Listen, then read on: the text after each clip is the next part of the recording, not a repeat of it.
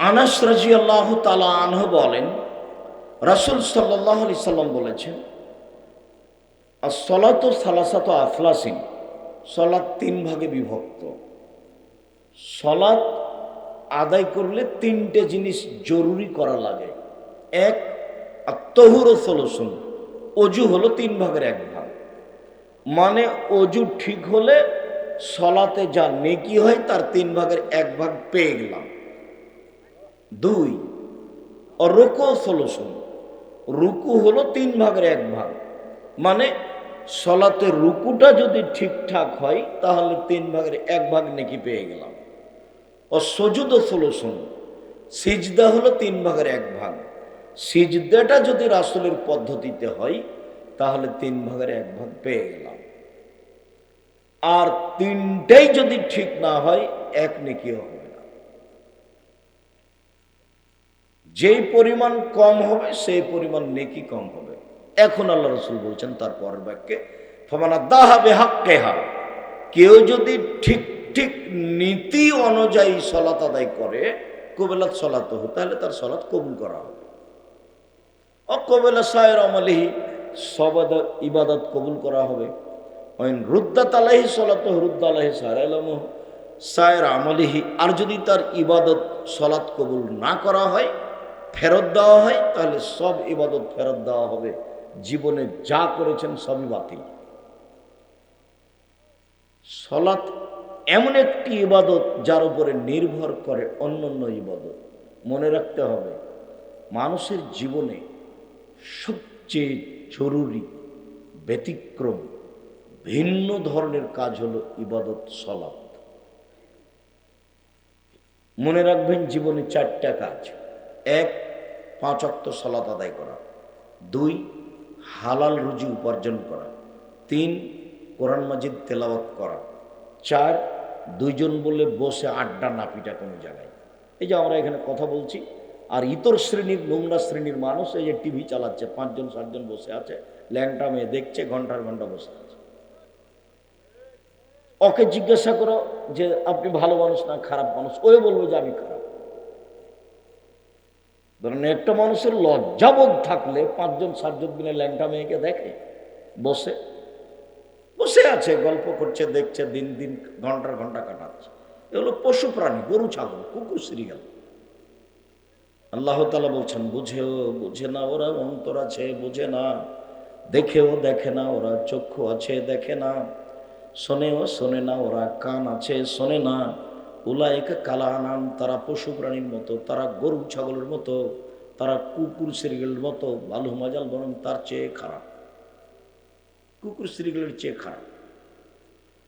ঘন্টার ঘন্টা বসে ল্যাংটা মেয়ে দেখে, নামাজ রোজা বাদ দিয়ে, আর মানুষের বদনাম করে, সে পশু প্রাণীর চেয়ে খারাপ, কুকুর শ্রেণীর চেয়ে খারাপ। হলো নিম্ন শ্রেণীর মানুষ, ইতর শ্রেণীর মানুষ। তার ভদ্রতা, নীতি, বৈশিষ্ট্য বলে কোনো জিনিসই নাই। আমরা তো 1 মিনিট 30 সেকেন্ড থাকতে পারবো না, 30 সেকেন্ড। ওখানে যেখানে টিভি চলছে, 4 জন 5 জন মানুষ আছে, আমরা 30 সেকেন্ড দাঁড়াতে পারবো না। অথচ আপনার স্বভাব এত খারাপ, আপনার খাসলত এত খারাপ, আপনার অভ্যাস এত খারাপ, আপনার অভ্যাস এত নোংরা, এত বর্বর, এত অসভ্য, যে ঘন্টার ঘন্টা আপনি একজন মুসলমান হয়ে ল্যাংটা মেয়ে দেখছেন আর বসে আছেন আর গল্প করছেন। ধর্ম পাগল হয়ে গেছে। হজ করে জান্নাত কিনবেন, কত সহজ নয়। 4টা কাজ মনে রাখবেন। দোকানে এসেছেন, জিজ্ঞাসা করবেন লবণ আছে, 1 কেজি লবণ দেন। কাঁচামরিচ আছে, 200 কাঁচামরিচ দেন। নেওয়া হয়েছে, টাকা দেওয়া হয়েছে, আসসালামু আলাইকুম, এই পর্যন্ত সময়। একরাহুল কালামা বাদাল ইশায়, আল্লাহর নবী এসার সালাতের পরে কথা বলা ঘৃণা করতেন। একরাহুল নাওমা কাবলাল ইশায়, এসার সালাতের পূর্বে তিনি ঘুমিয়ে যাওয়াকে ঘৃণা করতেন। এটা তার শিষ্টাচার, এটা তার বৈশিষ্ট্য, এটা মুসলমানের নীতি, এটা মুসলমানের শিষ্টাচার। মুসলমান কোনোদিন 4 জন 5 জন মিলে বসে গল্প করতে পারে না। যখন তার চরিত্র, তার অভ্যাস, তার খাসলাত যখন কুকুর শ্রীগালের মতো হয়ে যায়, তখন তার অনুভূতি কাজ করে না। আপনাকে এখানে একটা কথা শোনাই। আনাস রাদিয়াল্লাহু, এই ছেলে, তোমরা মোবাইলে বক্তব্য নকল রেকর্ডিং করছো না অন্য কিছু দেখছো? রাসূল সাল্লাল্লাহু আলাইহি সাল্লাম বলছেন, লা ইয়াকুনান্না ফি হাযিহিল উম্মাহ, আমার এই উম্মাতে তিনটে বিপদ নেমে আসবে তিনটা কারণে। এক, ভূমিকম্প হবে। দুই, আকার আকৃতি পরিবর্তন হবে। সন্ধ্যায় থাকবে মানুষ আর সকালে হবে শোর, বানর। আমি বলিনি এই কথা, এই কথা মুহাম্মদ সাল্লাল্লাহু আলাইহি ওয়াসাল্লাম বলছেন। তিন, সমস্যা নেমে আসবে, বিপদ, ঝামেলা, মারামারি, হইচই। তিনটা বিপদ আসবে। এক, ভূমিকম্প। দুই, আকার আকৃতি পরিবর্তন, একবারে হুবাহু শুকুর শোর হয়ে যাবে সকালে মানুষ। আমি এ কথা বলিনি, এই কথা মুহাম্মদ সাল্লাল্লাহু আলাইহি ওয়াসাল্লাম বলছেন, যে সকালে ওরা শোর হয়ে যাবে, বানর হয়ে যাবে। তিন, সমস্যা, ঝামেলা নেমে আসবে, বিপদ নেমে আসবে। পাপ তিনটে কি? এক, এটা সারেবুল খমরা, যখন মানুষ মদ খাবে, বিড়ি, তামাক, জর্দা, সিগারেট, গুল, নেশাদার দ্রব্য যখন খাবে, তখন এই তিনটে বিপদ নেমে আসবে। দুই, জাহরাতুল কায়নাত, মেয়েরা যখন নাচবে, সব দোকানে মেয়ে নাচে, প্রায় সব মোবাইলে মেয়ে নাচে, প্রায় সব বাড়িতে মেয়ে নাচে। সেই দিন কখন চলে আসবে আপনার অজান্তেই, আপনি টেরও পাবেন না, যে সকালে দেখবে আপনাকে মানুষ, আপনি শোর হয়ে গেছে। তো হবেই, আল্লাহ রাসূলের মুখের কথা। মেয়েরা যখন নাচবে, সব মোবাইলে মেয়ে নাচে, প্রায় সব দোকানেই মেয়ে নাচে, প্রায় সব বাড়িতে মেয়ে নাচে। তিন, যারা মোবিল মাজেব, যখন বাদ্যযন্ত্র প্রকাশ পাবে, সব মোবাইলে বাজনা বাজে, প্রায় সব দোকানেই বাজনা বাজে, প্রায় সব বাড়িতেই বাজনা বাজে, তখন তিনটা বিপদ নেমে আসবে। এক, ভূমিকম্প হবে। দুই, মানুষ শোর হয়ে যাবে, সন্ধ্যায় থাকবে মানুষ, সকালে হবে শোর, বান। এখানে একটা কথা বলে আমরা সামনে চলে যাই। আবার মানুষ শোর হবে এই কথা আল্লাহ নবী বললেন কেন? বানর হবে এই কথা বললেন কেন? বলতেন যে কুকুর শ্রীগাল হয়ে যাবে, বলতেন যে সাপ ব্যাং হয়ে যাবে। তো শুকুর আর বানর কেন? বানর এই জন্য যে মানুষ সবসময় অনুকরণ করবে খ্রিস্টানের, ইহুদি খ্রিস্টানের চলাফেরা, খাওয়া, থাকা, কাপড় চোপড়, পোশাক।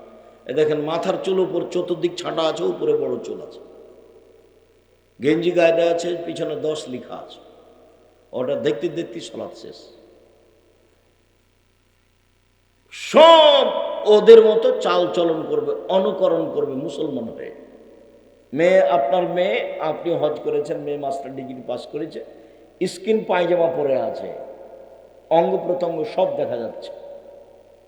ইহুদি খ্রিস্টানদের সাথে আমার উম্মত মিশে যাবে। মিশে যাওয়াটাকে তিনি এইভাবে বললেন যে ডান হাতের বিঘত যেমন বাম হাতের সমান সমান সমান, আমার উম্মত ইহুদি খ্রিস্টানের সাথে নিয়মে, চলাফেরাতে, পোশাক আশাকে, খাওয়াতে, থাকাতে, খাতা কলমে মিশে যাবে সমান সমান। আবার বললেন, ডান পায়ের জুতা যেমন বাম পায়ের সমান, হাজওয়ার নাল বিন নাল, এই দুটা যেমন সমান সমান, আমার উম্মত ইহুদি খ্রিস্টানদের সাথে মিশে যাবে তেমন সমান সমান। এই কথা বলে এবার তিনি ভাষাগত নিচে নামতে লাগলেন। নামতে নামতে বলছেন, পৃথিবীর মানুষ শুনে রেখো, ইহুদি খ্রিস্টান যদি মায়ের সাথে জেনা করে থাকে, আমার উম্মতও মায়ের সাথে জেনা করবে। রাসূলের মুখের ভাষা নকল করছি। সব সময় তাদের কর্ম, গতিনীতি সব পছন্দ করবে। আল্লাহ রাসূল বলছেন, আমার জীবনে আফসোস, এক, আইম্মাতাম মুজিল্লিন, ভ্রান্ত হুজুর, হুজুর ধর্ম বেচে খাবে, এটা আমার জীবনে বড় ভয়, আশঙ্কা। কোরআন মাজিদ খুলে বলছে, দেখেন আল্লাহ ভোট দিতে বলছে, কোরআন মাজিদ খুলে, কোরআন মাজিদ খুলে দেখছে যে দেখেন আল্লাহ ইয়ে দিতে বলছে, মিলাদ করতে বলছে। এক নম্বর ভয় আমার জীবনে, আমার উম্মতের উপরে, যে মাওলানারা ধর্ম বেচে খাবে, এটা আমার এক নম্বর ভয়। আরেকটা কথা মনে রাখবেন, জাহান্নাম কিন্তু উদ্বোধন হবে হুজুর দিয়ে। জাহান্নাম উদ্বোধন হবে কাকে দিয়ে? হুজুরকে দিয়ে। 2,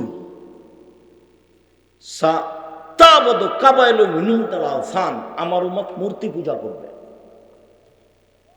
ঢাকায় এক বাড়িতে গেছি, তো বলছে আব্দুর রাজাক সাহেব, আমি আমার মাকে খুব ভালোবাসি।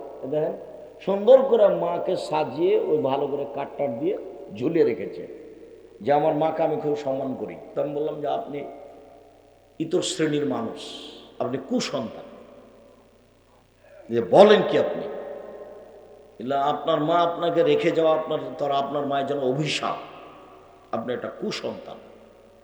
কেন এভাবে? মানে যেদিন আপনার মাকে মাটি দিয়ে এসেছেন সেদিন বাড়িতে আপনার মায়ের হজ করা একটা পাসপোর্ট সাইজের ছবি ছিল, সেটাকে একবারে টুকরা টুকরা করে ছিঁড়ে ফেলে দিয়ে কবরের পাশে গিয়ে আপনি বলতেন হাত তুলে, আল্লাহ আমার মাকে ক্ষমা করো। তখন আপনি হতেন সুসন্তান। তা আপনি আমার মাকে এভাবে ছবি রেখে সম্মান করছেন, আপনি আপনার মায়ের কি উপকার করেন? আপনি তো একটা অনুভূতিহীন মানুষ। আপনার বোধগম্যই নাই, ধর্ম তো বহুদূরের কথা। এক এমপির কাছে গেছি, তো পাশে বাঘ আছে আর সব মূর্তির টুর্তি আছে। কারণ কি কাজে যেন গেছিলাম, তো আমি বলছি ভাইজান এগুলো একটু নামাতে হবে, সরাতে হবে। তো বলছে আর আমি খাঁটি আহলে হাদিস। বলে মূর্তি পাশে রেখে আপনি খাঁটি আহলে হাদিস? তো যাক, মনে কিছু নিয়েন না, আমি যাই। আপনি না নামাইলে আমি এখানে বসতে পারি না। আচ্ছা আচ্ছা, ঠিক আছে ঠিক আছে, বসেন, এগুলো সব নামিয়ে দিচ্ছি। কোনোদিন কোথাও নত স্বীকার করা লাগেনি, আলহামদুলিল্লাহ। এইভাবে আল্লাহ রেখে দিয়েছেন। 90 সাল থেকে আছি মাঠে। ধর্মের ব্যাপারে জাতির কাছে কোনোদিন নত হওয়া লাগেনি, কারো পিছে পড়া লাগে না, আলহামদুলিল্লাহ। বলছিলাম মানুষ বানর হবে কেন, মানুষ শোর হবে কেন? মুসলমান যেদিন ইহুদি খ্রিস্টানের অনুকরণ করবে, ওই হাদিসের দ্বিতীয়টাতে তিনি বললেন আমার উম্মত মূর্তি পূজা করবে, আর তৃতীয়টাতে বললেন সাত্তালতাহিকু কাবায়িরু মিন উম্মতি বিল মুশরিকিন, আমার উম্মত হিন্দুদের সাথে মিশে যাবে। আগে তো বাজনা বাজতো কাদের বিবাহে? হিন্দুদের। দড়িয়ে সব ছেলেরা যেত হিন্দুদের বিবাহে বাজনা বাজছে সেটা দেখতে, আর যত সব মূর্তি। তো আমার উম্মত হিন্দুদের সাথে মিশে যাবে। যখন তিনি দুঃখ করে কথা বললেন, তখন তিনি 3টা কথা বললেন আফসোস করে। আমার আশঙ্কা, 1, হুজুর ধর্ম বিচার খাবে, ভ্রান্ত হুজুর হবে, ভ্রান্ত। 2, আমার উম্মত মূর্তি পূজা করবে। 3, আমার উম্মত হিন্দুদের সাথে মিশে যাবে। আর এখানে তিনি বলছেন যে আমার উম্মত ইহুদি খ্রিস্টানের সাথে এমন ভাবে মিশে যাবে যে ডান হাতের বিঘত যেমন বাম হাতের সমান সমান সমান, ডান পায়ের জুতা যেমন বাম পায়ের সমান সমান সমান, এইভাবে মিশে যাবে চাল চলনে, কথাবার্তাতে, পোশাক আশাকে। আপনার মেয়ে মানুষ পুরুষের পোশাক পরে আছে, মাথার সামনের দিক চুল ছোট করে আছে, আর আপনার কর্মতে একটা আমি ঠিক দেখি না। আপনি একটা আপনার ছোট মেয়ের ছেলের জন্য পেশাব পায়খানার একটা পট কিনেছেন, সেটা ঘোড়া। আপনি একটা প্লেট কিনেছেন, সেটাতে চিংড়ি মাছ। আপনি একটা আয়না কিনেছেন, সেটা হলো রুই মাছ। আপনি একটা তরকারির বাটি কিনেছেন, সেটা কাতল মাছ। আপনি ছেলে মেয়ের জন্য পোশাক কিনেছেন, তাতে কার্টন আছে। তো আপনার কোনটা অংশ ভালো? সকালবেলা তো উঠে আপনার ছেলে মেয়ে ঠাকুরের গান গায়। ঠাকুর, বাংলাদেশে মুসলমানের সবচেয়ে বড় শত্রু হলো রবীন্দ্রনাথ ঠাকুর। ঢাকা বিশ্ববিদ্যালয়ের শত্রু হলো রবীন্দ্রনাথ ঠাকুর। মুসলমানের শত্রু হলো রবীন্দ্রনাথ ঠাকুর। ইংরেজদের হাতে যেদিন আমরা জেলে হাজতে বিভিন্ন জায়গাতে নির্যাতিত, তখন ঠাকুর লন্ডনে আনন্দ করে। আর সেই ঠাকুরের গান আমার ছেলে মেয়ে দিন রাত বলে, ওমা তোমার আকাশ, ওমা তোমার বাতাস। ঠাকুর বলেছে ও কালিমা তোমার আকাশ, ও কালিমা তোমার বাতাস। আমার ছেলে মেয়ে বলেনি, বলবে না ইনশাল্লাহ, আপনারটা বলেছে। আমি তো ঘৃণা করি, আমি তো বলেছি তোর বাপের আকাশ, 30 বছর আগে বলেছি।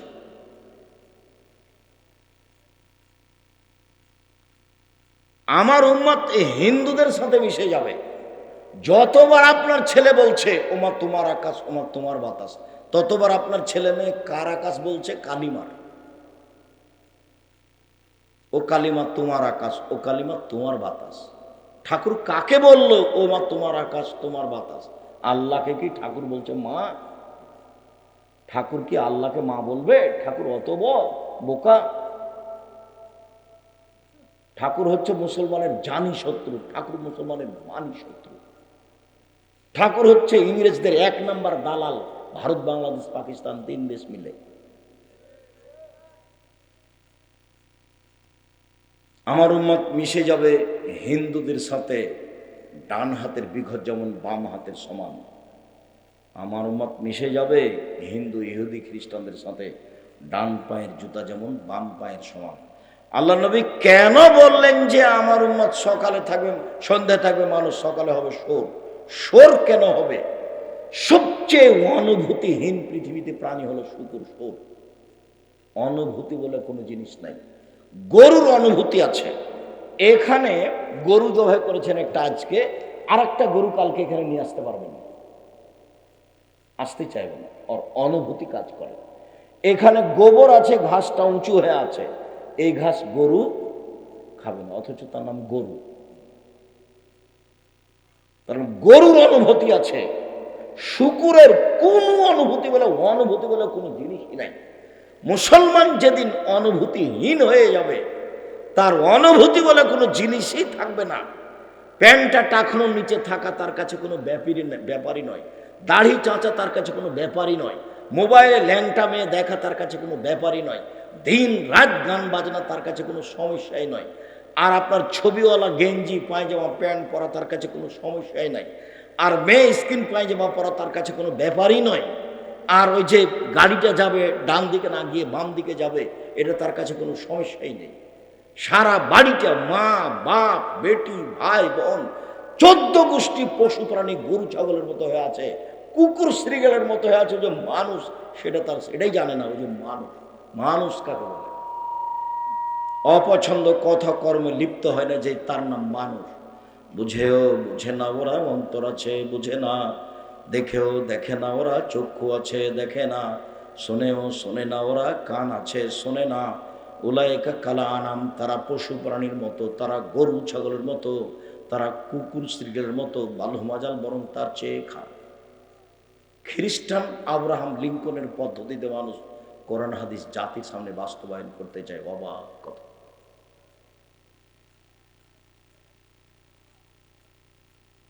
বলছিলাম সম্মানিত দিনী ভাই বোন, রাসূল সাল্লাল্লাহু আলাইহি সাল্লাম বলছেন, আমি কি তোমাদের বলে দিব না এমন একটা কথা যাতে পাপ মিটে যাবে, মান বেড়ে যাবে? আমি কি তোমাদের এমন একটা কথা বলে দিব না যাতে পাপ মিটে যাবে, মান বেড়ে যাবে? তো সাহাবীগণ বলেন, বলা হ্যাঁ বলেন, সেটা কি? যাতে পাপ মিটে যাবে, মান। এই ছেলে, বসো, ঠান্ডায় বসে থাকো, আমাকে কাজ দেখাচ্ছ? বিরক্ত হয়ে গেলে? আমি রাজশাহী থেকে এসে কষ্ট করে এসেছি, আমি বিরক্ত হলাম না, তুমি বিরক্ত হয়ে গেলে? কি দেখাইছ আমাকে? তোমার শিষ্টাচার কেন এত দুর্বল?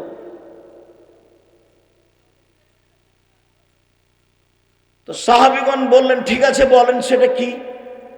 তখন আল্লাহ রাসূল বললেন, ইসবাগুল ওযু, সুন্দর করে ওযু করলে পাপ মিটে যাবে, মান বেড়ে যাবে। 2, কাসরাতুল খোতাইল মাসাজিদ, একটু পায়ে বেশি হেঁটে মসজিদে গেলে পাপ মিটে যাবে, মান বেড়ে যাবে। 3, ইন্তেজারুস সালাত বাদা সালাত, এক সালাতের নামাজের পরে আর এক সালাত পড়বো বলে অপেক্ষা করলে পাপ মিটে যাবে, মান বেড়ে যাবে। একদা আল্লাহ তাআলা আমাদের নবীকে বলছেন, হাল তাদরি ফিমা ইয়াখতাসিমুল মালাউল আলা, মুহাম্মদ সাল্লাল্লাহু আলাইহি সাল্লাম আপনি কি বলতে পারেন উপরে কি নিয়ে হইচই হচ্ছে? তখন আল্লাহ রাসূল বললেন, হ্যাঁ আমি বলতে পারি উপরে কি নিয়ে হইচই হচ্ছে। তারপর আল্লাহ রাসূল বললেন, ফিল কাফারাত, মানুষের পাপ কিসে মিটে যাবে? কিভাবে মান বেড়ে যাবে এই নিয়ে ফেরেশতাগণ বলা বলি করছেন। এক, ইসবাগুল ওযু আলাল মাকারেহে, কষ্ট করে ভালো করে ওযু করলে পাপ মিটে যাবে, মান বেড়ে যাবে। দুই, আল মাকসু ফিল মাসাজিদ বাদাস সালাওয়াত, সালাতের পরে মসজিদে বসে তাসবিহ তাহলিল জিকির আজকার করলে পাপ মিটে যাবে, মান বেড়ে যাবে। তিন, আল মাশয়ু আলাল আকদাম, মসজিদে বসে আযিক্র ফিল মাসাজিদ বাদাস সালাওয়াত, সালাতের পরে মসজিদে বসে বসে জিকির আজকার করলে পাপ মিটে যাবে, মান বেড়ে যাবে। এই কথা বলার পর আল্লাহ রাসূল বলছেন, মান ফালা যালিকা আশা বেখাইরিন ও মাতা বেখাইরিন, এইটা যে করলো তার মরে যাওয়া ভালো, তার বেঁচে থাকা ভালো, তার মরে যাওয়া ভালো, তার বেঁচে থাকা ভালো।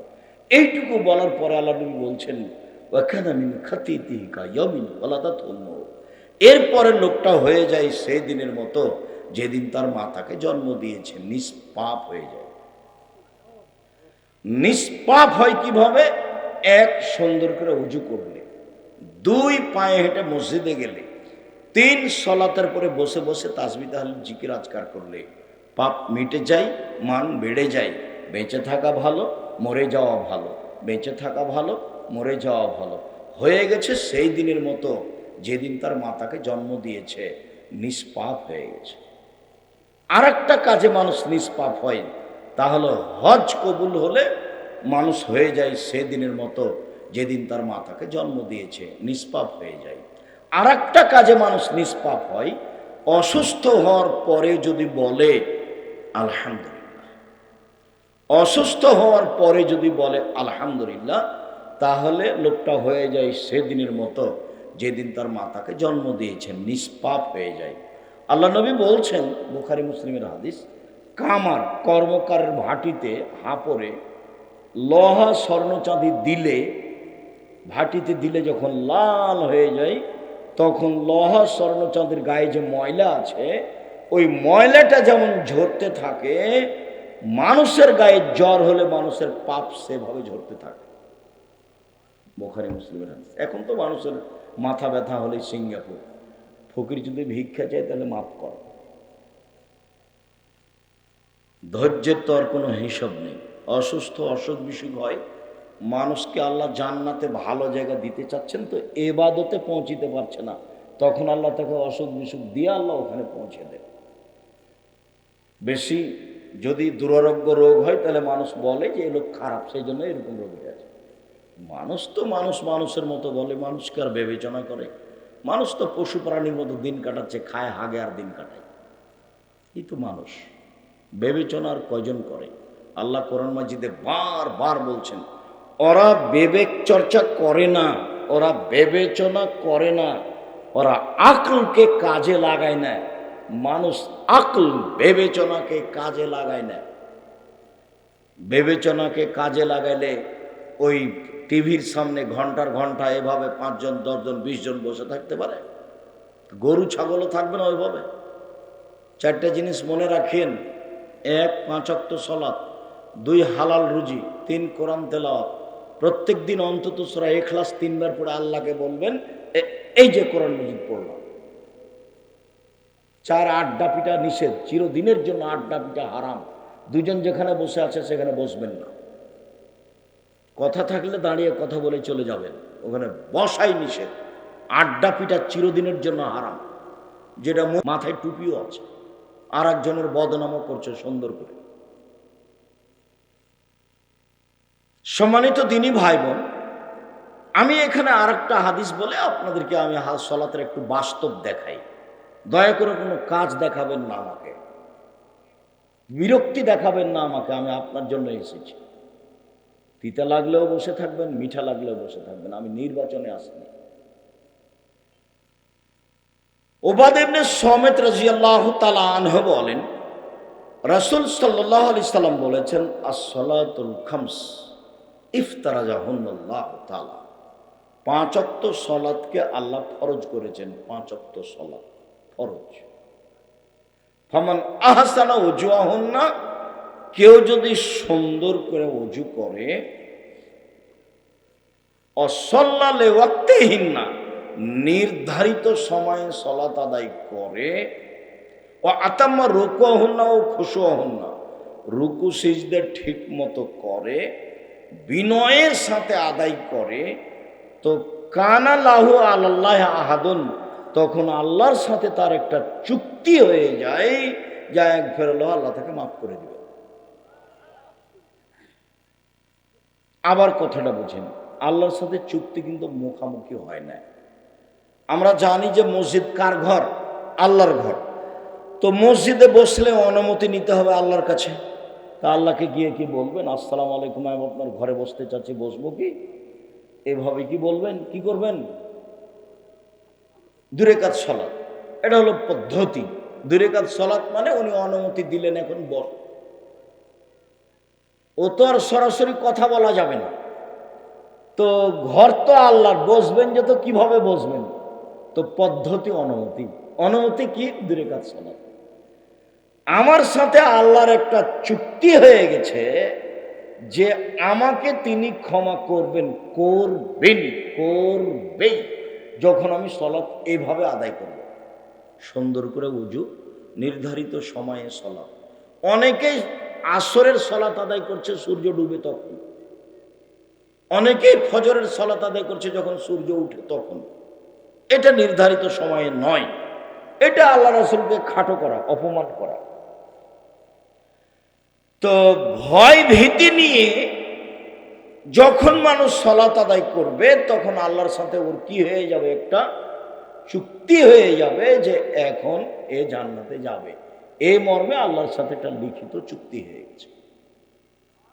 ওয়াইল্লাম ইয়াফআল, যদি এইভাবে সালাত আদায় না করে, ফালাইসাল্লাহু আহাদুন আলাল্লাহে, তখন আল্লাহর সাথে আর চুক্তি হয়নি। ইনসা আদাবাহু অনসা গাফার আল্লাহ, আল্লাহ চাইলে শাস্তি দিবেন, চাইলে ক্ষমা করবেন, চুক্তি হয়নি। এখন চাইলে শাস্তি দিবেন, চাইলে ক্ষমা করবেন। রাসূলের পদ্ধতিতেই সালাত আদায় করতে হবে এবং পারিবারিক বিষয়ে খুব শক্ত হতে হবে। 3 শ্রেণীর মানুষ জান্নাতে যাবে না। তার 1 শ্রেণীর মানুষ নিয়মিত নেশাদার দ্রব্য খায়, পান করে। যে 1 শ্রেণীর মানুষ পুরুষের বেশধারী নারী। 1 শ্রেণীর মানুষ যারা দায়ুস, স্ত্রী ছেলে মেয়েকে কন্ট্রোলে রাখে না। বাপ মানে জন্ম দিলেই বাপ হওয়া যায় না। মা মানে বাচ্চাকে প্রসব করালেই মা হওয়া যায় না। মার জন্য কিছু নিয়ম নীতি আছে। জাবের বলছেন যে আমরা যুদ্ধ করে আসছিলাম, মদিনায় ঢুকবো, তখন আল্লাহ রাসূল বলেন, এই থামাই থামো, সবাই এখানে অপেক্ষা করো, আমরা সকালে মদিনায় ঢুকবো, এখন এখানেই থাকি। তো জাবের রাদিয়াল্লাহু তাআলা বললেন, আল্লাহর নবী, আমি তো নতুন বিবাহ করেছি, আমাকে একটু বাড়ি যেতে অনুমতি দেন। তখন আল্লাহ রাসূল বলছিল, আচ্ছা তুমি নতুন বিবাহ করেছো, তো কুমারী মেয়ে বিবাহ করেছো না তালাক প্রাপ্তা মেয়ে বিবাহ করেছো? আল্লাহ রাসূল এই দিকে চলে গেলেন। তো জাবের বললেন, আমি তালাক প্রাপ্তা বেশি বয়সের মেয়ে বিবাহ করেছি। তো আল্লাহ রাসূল বললেন, কেন তুমি কুমারী মেয়ে বিবাহ করলে না? হাল্লা বিক্রম তোলায় বহ তোলায় বোকা, কুমারী মেয়ে তুমি বিবাহ করতে, তুমি তার সাথে খেলতে, ও তোমার সাথে খেলতো। কুমারী মেয়ে তুমি কেন বিবাহ করলে না? তুমি তার সাথে খেলতে, ও তোমার সাথে খেলতো। তখন জাবের রাদিয়াল্লাহু তাআলা আনহু বলেন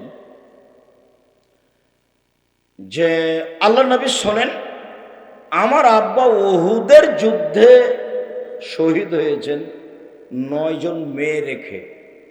আমার আব্বা উহুদের যুদ্ধে শহীদ হয়েছেন 9 জন মেয়ে রেখে। আক্রাহু আন আতাজাওয়াজা বিসলাহুন্না ওয়া ফি খারকা, আমার বোনদের মতো কম বয়সের, কম বুদ্ধির মেয়েকে বিবাহ করা পছন্দ করিনি 4টা কারণে। আমার বোনদের সমবয়সের, কম বয়সের, কম বুদ্ধির মেয়েকে বিবাহ করা পছন্দ করিনি 4টা কারণে। 1, লিতুয়াল্লিমা হুন্না, আমার স্ত্রী যেন আমার বোনদেরকে বিদ্যা শিখাতে পারে। মায়ের কাজ কি? বাচ্চাদেরকে বিদ্যা শিখানো। 2, বলে তোয়ার দেবা হন না, আমার স্ত্রী যেন আমার বোনদেরকে শিষ্টাচার শেখাতে পারে। শিষ্টাচার, শিষ্টাচার কি জিনিস? শিষ্টাচার হলো ঘোড়ার ডিম। শিষ্টাচার মানুষ কি বুঝবে? শিষ্টাচার, শিষ্টাচার জীবনে কোনোদিন পাতা পড়ে না। শিষ্টাচার কি? একটু উপরে ফিরে আসছে। তিন, বলে তোরা জেলা হন না, আমার স্ত্রী যেন আমার বোনদের মাথার চুল চিরুনি করে সাজগোজ করে সুন্দর করে পরিপাটি করে রাখতে পারে, এই জন্য বেশি বয়সের মেয়ে বিয়ে করেছি। চার, বলে তাকুমা আলাইহিন না, আমার স্ত্রী যেন আমার বোনদেরকে পাহারা দিতে পারে। পাহারা। তো আপনার মেয়ে এখানে আছে, আপনার স্ত্রীও আজকে এখানে আছে। আপনার মেয়ের নখটা বড় আছে, নখে নেইল পালিশ আছে। তো ইহুদি খ্রিস্টানদের পতিতালয়ের মেয়েদের বৈশিষ্ট্য হচ্ছে নখে নেইল পালিশ দেওয়া। ইহুদি খ্রিস্টানদের পতিতালয়ের মেয়েদের বৈশিষ্ট্য হচ্ছে নখে নেইল পালিশ দেওয়া। তো এবার বলেন, আপনার স্ত্রী কি আপনার মেয়েকে শিষ্টাচার শিখিয়েছে? আপনি কি শিখিয়েছেন? আমি জানি এটাই আপনার মেয়ের মা, এটা আপনার স্ত্রীর কথা জানি, কিন্তু আমি জানার পরে বলেছি আপনার মেয়েকে যে আপনার মেয়ে যেন আপনার স্ত্রীকে খালা বলে ডাকে, সৎমা বলে ডাকে। ও তো পরিবারের সাথে খারাপ আচরণ করেছে। ওর মেয়ের নখ বড় থাকবে কেন? কেন নেল পালিশ দেওয়া থাকবে? ও মা নয়, ও সৎমা, ও খালা। মা তো মাই। শিষ্টাচার কি জিনিস? শিষ্টাচার কি জিনিস? মেয়ের সামনের চুল ছোট আছে তখনও সে মা শিষ্টাচার শিখিয়েছে। স্কিন পায়জামা পরে আছে তখনও শিষ্টাচার। এটা এমন পায়জামা পরে আছে আর একটা মানুষ ঢুকবে সেই পায়জামার ভিতরে, তখনও সেটা শিষ্টাচার। নখ বড় আছে তখনও সেটা শিষ্টাচার। কপালে টিপ আছে তখনও সেটা শিষ্টাচার। আপনার স্ত্রী ডান হাতে বাচ্চার জামাটা না পরে বাম হাত আগে ঢুকিয়েছে, তখনও শিষ্টাচার। ডান পায়ের জুতাটা আগে না পরে বাম পায়েরটা পরিয়েছে, তখনও শিষ্টাচার। আপনার স্ত্রী আপনার বাচ্চাকে দুধ খাওয়ায়, একদিনও বিসমিল্লাহ বলে না। ও তো গরু ছাগলের মতো, কুকুর শ্রীকালের মতো, পশু প্রাণীর মতো, একদিনও বলে না বিসমিল্লাহ। আল্লাহ নবী বলছেন যদি বিসমিল্লাহ না বলে তো ওই দুধ শয়তান খাবে, নিশ্চিত খাবে, অবধারিত খাবে। আল্লাহ নবী বলেছেন খাবে, অতএব খাবেই খাবে। শিষ্টাচার কাকে বলে? শিষ্টাচার কি জিনিস? আপনার স্ত্রী আপনার বাচ্চাকে এমনি সরিয়ে দেয়, অথচ ডান কাতে শুধু বলতে হবে। শিষ্টাচার কি জিনিস? পেশাব পায়খানে ঢোকার সময় বলে দিতে হবে আম্মু দোয়া পড়ে ঢোকো। শিষ্টাচার কি জিনিস? আব্বু মসজিদে ঢুকলে ডান পা আগে দিও। শিষ্টাচার কি জিনিস? মানুষ সামনে পড়লে সালাম দিও। শিষ্টাচার কি জিনিস? বাসা থেকে বের হলে সালাম দিয়ে বের হবে। শিষ্টাচার কি জিনিস? বাড়িতে ঢুকলে সালাম দিয়ে ঢুকবে। শিষ্টাচার কি জিনিস? শিষ্টাচার কাকে বলে? আপনার পুরো জীবনটা মানুষের মতো না। আপনি কষ্ট নিয়েন না, আপনাকে আমি কষ্ট দিতে আসিনি। এটা তো গায়বান্ধা। আব্দুর রাজাক সাহেব, গায়বান্ধা মানে কি বলতে চান? গায়বান্ধা মানে বলতে চাই যে এরা যৌতুক নেই। গায়বান্ধা মানে বলতে চাই যে এরা বোনকে জমি দেয় না। অন্য জেলা তো আছে, তবে এই জেলায় বেশি দেই না। তো তখন আমি ছেলেটাকে বললাম যে দেখো, তোমার বাপকে যদি আমি কুকুর স্ত্রীগুলোর চেয়ে খারাপ প্রমাণ করতে না পারি, বক্তব্য দেবো না।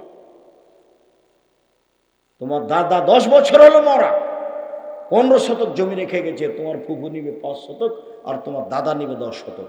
তোমার বাপ নিবে সকালে আর তোমার ফুফু নিবে বিকালে। এটাই প্রমাণ করে দেখি।